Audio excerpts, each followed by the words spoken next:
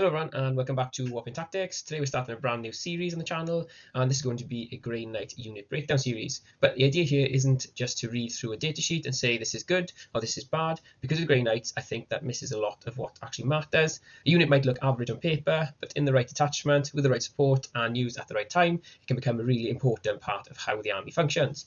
And on the other side of that, a unit might look amazing on the datasheet, but if it doesn't fit your game plan or if it costs too much for what it actually does on the table, it can end up being a bit of a trap. So in the series, we're going to look at each unit properly. We break down the datasheet, what the unit actually brings to the army, what role it plays on the battlefield, what units or character it works well with, and then how it fits into each of the Grey Knights detachments. Because that's the big thing. I don't just want to ask, is this unit good? I want to ask, how do we actually use it? Is it a scoring piece? Is it a damage dealer? Is it there to hold the middle? Is it a trading unit? Is it a support piece? Or is it something that looks cool, but maybe doesn't quite do enough in a competitive list? And as always, this isn't about pretending there's only one correct answer. Grey Knights can be played in a lot of different ways, and different players will get value from different units. But hopefully, this series gives us a better way to think about the army, build stronger lists, and make better decisions on the tabletop. And for the first one, we're starting with one of our main characters, and that's Grandmaster Voldus. Right, so let's start with the datasheet itself, because before we talk about combos, attachment tricks, and all the lovely Grey Knight nonsense we like to get involved in, we need to know what Voldus actually is on the table. Voldus is a 110-point epic hero, and he is a Terminator character. Stat-wise, he is very much what you would expect from a Grey Knight Terminator leader. He moves 5 inches, his toughness is 5, he has a 2-up save, 7 wounds, leadership of 7, OC of 1, and a 4-up invul. So already we can see what kind of piece he is. He is a durable, but he is not especially fast, and he is not bringing huge OC by himself. That matters because Voldus is not a character you want wandering around the board on his own, trying to play the mission like a very expensive strike marine with a bigger hammer and more responsibilities. He wants to be attached to a proper unit, and his 2 options are Brotherhood Terminators or Paladins. That is a really important part of his identity because it means Voldus is always going to be part of an elite infantry package. You are not taking him as a cheap utility character. You are not taking him just to fill points. You are taking him because you want to build a strong unit around him.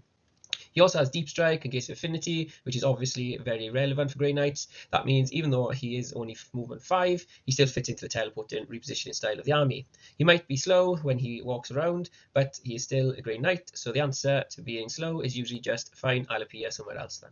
So at a basic level, Voldus is a durable Terminator leader who joins either Terminators or Paladins, brings a strong defensive buff, adds some personal damage, and gives that unit a bit more bite once it reaches combat. That is the key thing to keep in mind before going any further. Voldus is not just a solo beat stick, he is a leader piece. His value is not only in what he does himself, but in what he adds to the unit around him. Now, this is where Voldus starts to become interesting because the real question is not just what are his stats, the real question is what does he actually bring to the army. And for me, Voldus brings 3 main things: durability, combat threat, and extra pressure once his unit gets into the fight. First big one is Sanctuary, where Voldus is leading a unit. Each time an attack targets that unit, your opponent subtracts 1 from the hit roll. That is a really important rule because it does not just protect Voldus, it protects the entire unit he is attached to.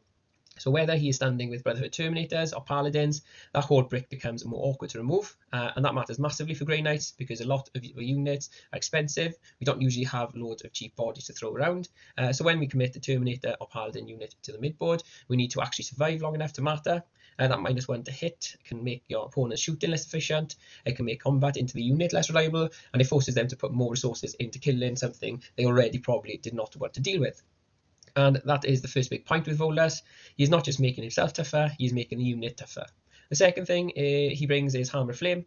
Each time Voldus' unit is selected to fight, you can pick an enemy unit within engagement range of his unit and roll a d6. On a 2 or 3, it suffers 1 mortal wound. On a 4 or 5, it suffers d3 mortal wounds. And on a 6, it suffers d3 plus 3 mortal wounds. That is not something you build an entire game plan around because obviously it is still a dice roll. We are Grey Knight players. We already live and die by dice enough as it is, but it is a really nice extra layer of pressure. Sometimes it chips the last wound off a model, sometimes it helps soften a unit before your Terminators or Paladin swing, and occasionally you roll it at 6. Suddenly Voldus remembers he is meant to be a named character and does something properly dramatic. The third thing is his personal damage. His melee weapon, Malleus Algram, gives him 5 attacks, hitting on 2s, strength 10, AP 2, damage 3. So he is not throwing out a silly number of attacks, but the attack he does have are accurate and meaningful. He is especially nice into elite infantry, damaged monsters, damaged vehicles, or anything where damage 3 actually matters. He also has Searing Purity, which gives him a short-range psychic shooting threat. It is 12 inches, D3 plus 1 attacks, hitting on 2s, strength 12 and AP 2, damage 2, with devastating wounds and psychic. So again, it is not the reason you take him, but it gives him useful chip damage before the charge. And that's probably the best way to think about Voldus. He's not a pure damage character. He's not a cheap utility character. He is not a lone operative style piece that runs off and plays his own little game in the corner. He is a brick enhancer. You take Voldus because you want one Terminator Paladin group unit to become more of a problem, harder to kill, more dangerous when it connects, and just annoying enough that your opponent has to respect it. And in Grey Knights, that is actually a very useful role. Because sometimes we do not need one model to delete the entire enemy army. Sometimes we need one unit to walk into the middle of the table and say, right, this objective is ours now, come and do something about it. Now, the question is, who does Voldus actually want to lead? And this is important because Voldus can only attach to Brotherhood Terminators or Paladins, so we do not need to fully break down both of those units here because they probably get a video later on, but we do need to understand what each one does for Voldus and what Voldus does for them. The key thing is that Voldus is a leader piece. He is not there to run around on his own. His value comes from joining an elite infantry unit, giving it -1 to be hit through Sanctuary, adding his own combat threat and making that unit more difficult for your opponent to deal with. So the first choice is very simple. With Brotherhood Terminators, Voldus leans more into mission play. Terminators are battle line, they bring better objective control, and they are generally the more practical board control option. This is the version where Voldus helps create a durable unit that can move into the middle, stand on objective, and say, right, this now belongs to us. With Paladins, Voldus leans more into threat. Paladins bring better accuracy and stronger weapon density, so this version feels like a proper elite bully brick. It is less about being the most efficient mission piece and more about creating a unit your opponent really does not want to see anywhere near the midboard. Now, both Terminators and Paladins can be run in units of 4, 5, 8, or 10, and this matters because Voldus values scales with the unit around him. A 4 model unit is the cheapest way to bring him, but I think it is probably a bit light. You are paying for Voldus to improve the unit, so if the unit is too small, you are not getting as much value from Sanctuary. A 5 model unit is probably the cleanest option. It gives Voldus enough bodies around him to matter without eating too much of your list. This is where he feels easiest to slot in. With Terminators, it gives you a practical mission unit. With Paladins, it gives you a compact but dangerous pressure unit. The weapon differences matters here as well. At 5 models, Paladins can bring 3 heavy weapon options, while Terminators bring 2. So if you want the unit to bring more range threat alongside Voldus, Paladins have the edge here. The 8 model unit is more of a middle ground. It gives you more wounds, more attacks, and more value from -1 to hit, but it starts becoming a bigger investment. I think this is more of a points fit size than the default choice. Then you have the 10 model unit, and this is where Voldus becomes part of a proper build around brick. With 10 Terminators, you're creating a big mission-focused anvil with strong board presence and OC. With 10 Paladins, you're creating a much more threatening elite unit with serious weapon density. At 10 models, Paladins can bring 5 heavy weapon options, while Terminators bring 3. So again, Paladins bring more range output, but Terminators bring the stronger mission angle. The danger with a 10 model unit is the cost. Once you put Voldus into a full brick, that unit has to be part of your main game plan. It needs to be holding the middle, threatening key objectives, forcing your opponent to overcommit, or acting as a serious counterpunch. It cannot just wander around looking dramatic, even though, to be fair, Grey Knights are extremely good at that. So, for me, the simple takeaway is this. A 5 model unit is probably the best all-round way to run Voldus. It is efficient, flexible, and still gives his buffs enough value. A 10 model unit is the build-around option. It can be very powerful, but only if your list and game plan are designed around that brick actually doing work. And the choice between Terminators and Paladins come down to what you want Voldus to do. Terminators make him more practical and mission focused. Paladins make him more threatening and aggressive. So the real question is not just which unit is better. The real question is, do you want Voldus to help you control the board, or do you want him to help create a unit that makes your opponent start nervously measuring every charge angle on the table? Right, so we now know what Voldus brings and we know who he can lead. The next question is probably the most important one. How do we actually use him on the table? And for me, the key thing with Voldus is that he is the pressure piece, not a suicide missile. He is not the sort of character you just deep strike onto the board, point to something, need a big charge, fail it, and then watch him and his units get picked up while you sit there pretending it was all part of the plan. We have all done it. We do not need to make a series out of it. Voldus wants to be used with a bit more patience than that. His main role is to take a key Terminator or Paladin unit and make them harder to remove, then use that unit to control part of the board. That usually means staging him properly, moving him into the mid board at the right time, and forcing your opponent to make awkward decisions. If they ignore him, he can start pressuring objectives, threatening charges, and bullying weaker units. If they commit into him, they have to deal with a durable elite brick that is sitting at -1 to be hit, with Voldus adding his own melee and Hammer of Flame once combat starts. That is the kind of problem we want to create. You're not always trying to kill everything immediately. Sometimes the value is just making your opponent spend more than what they want to deal with the unit. So in practical terms, I would usually think of Voldus in 3 ways. First, he can be a mid-board anchor. This is probably the most obvious role. You use him with Terminators or Paladins to move towards a key objective, usually being behind terrain early, then step out when you are ready to actually contest the board. You do not want him to just stand in the open and hope the Emperor sorts it out. The Emperor may protect, but line of sight blocking terrain is also quite helpful. Second, he can be a counterpunch piece. This is where you hold him back slightly, let your opponent move into the midboard, and then use Voldus and his unit to punish whatever has stepped too far forward. This can be really useful into armies that want to rush you or pressure you center early. Voldus does not have to be first thing you commit. Sometimes he's better as the unit that punishes your opponent's first commitment. Third, he can be a teleport threat. Because he has deep strike and works within the Grey Knight movement style, your opponent has to respect where he could appear later in the game. But I think this is where you have to be careful. Just because you can teleport him somewhere does not mean you should. A Voldus brick appearing from deep strike can be scary, but if the plan is to just make a 9-inch charge or die, that is not really a plan.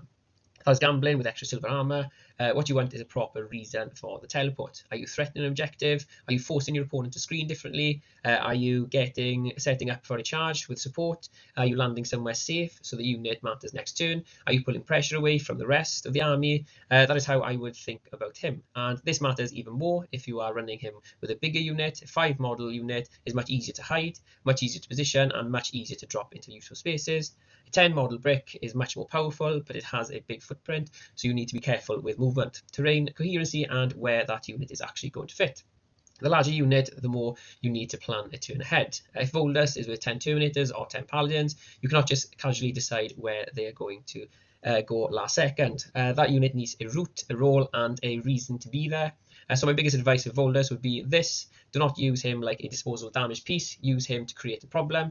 Put him somewhere your opponent has to deal with him, but where dealing with him is inefficient, awkward, or risky. That is when Voldus is doing his job. He is not just there to swing his hammer. He is there to make one of your elite infantry units feel like a serious mid-board threat that your opponent cannot ignore, but also does not really want to fight. Right, let's go into the detachments. Quick thing first, Voldus is an epic hero, so he can't take enhancements. That means we're not looking at which upgrades suit him best. We're looking at the detachment rule, stratagem, support, and how each detachment changes the way he plays in a unit. First, Warpbane Task Force. In Warpbane, Voldus is solid.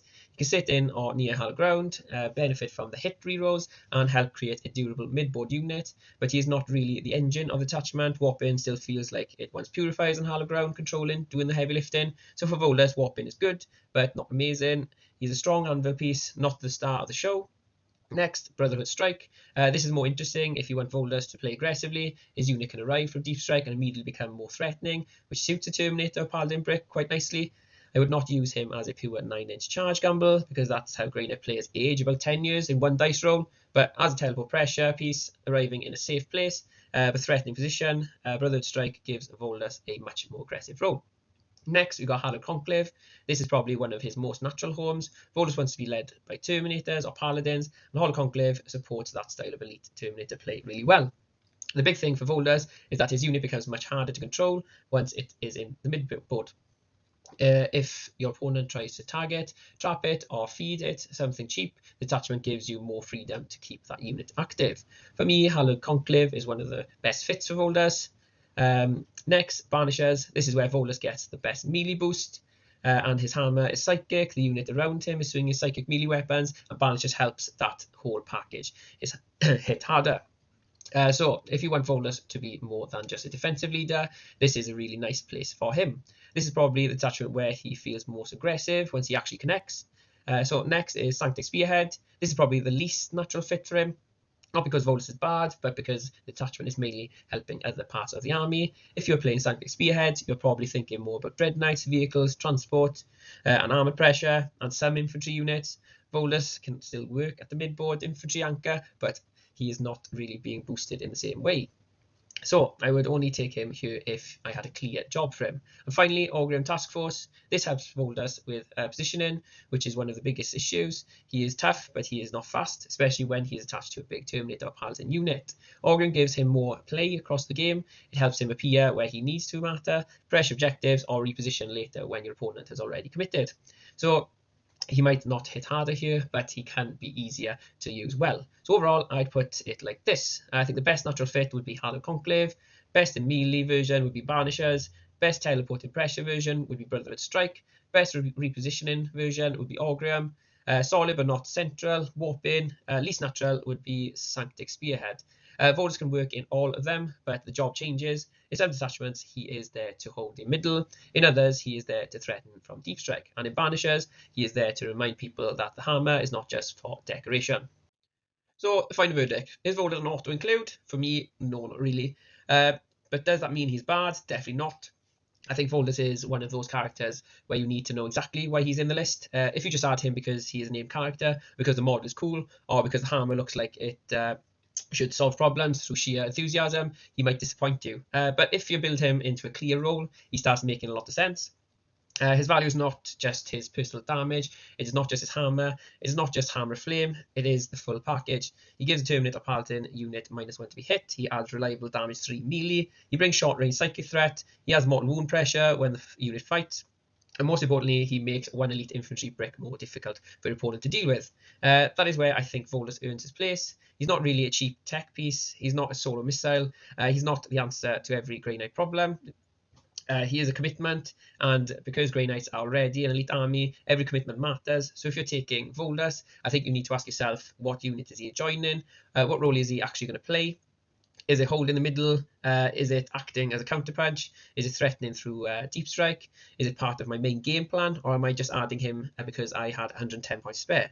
Because that is the difference between Voldus being useful and Voldus feeling like a luxury. For me, I think his best use is with 5 model units.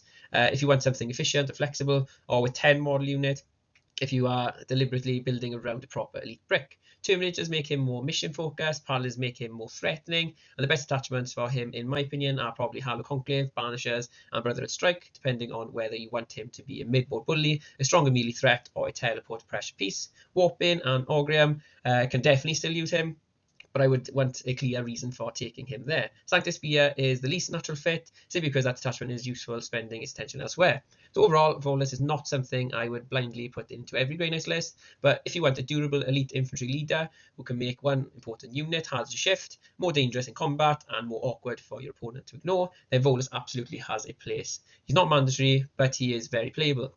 Sometimes having one really annoying unit in the middle of the board is exactly what Grey Knights need. So that's it, my breakdown of Grandmaster Voldus. For me, he's not an awkward include, but he is definitely a character worth looking at if you want to build around a durable Terminator or Paladin unit. He brings protection, he brings a bit of extra damage, he brings mortal wound pressure, and most importantly, he makes one key unit harder for your opponent to deal with, and that is really what this series is going to be about. Not just reading the datasheet, but asking the more useful questions. What does this unit actually bring to the table? Because Grey Knights are an elite army, and we do not have the luxury of wasting points. Every unit needs a job, every unit needs a purpose, and every unit needs to help us do what Grey Knights do best. Teleport around the board, cause problems, and occasionally make a 9-inch charge, just to convince ourselves it was skill all along. So let me know in the comments, who do you want to see next? Do we look at Purifiers? Do we look at Brother Terminators? Do we cover Strike Squads and how they are so important for the mission? Or do we go straight into the Nemesis Dread Knight? Because apparently walking around in a giant baby carrier is still one of the best ways to purge heresy.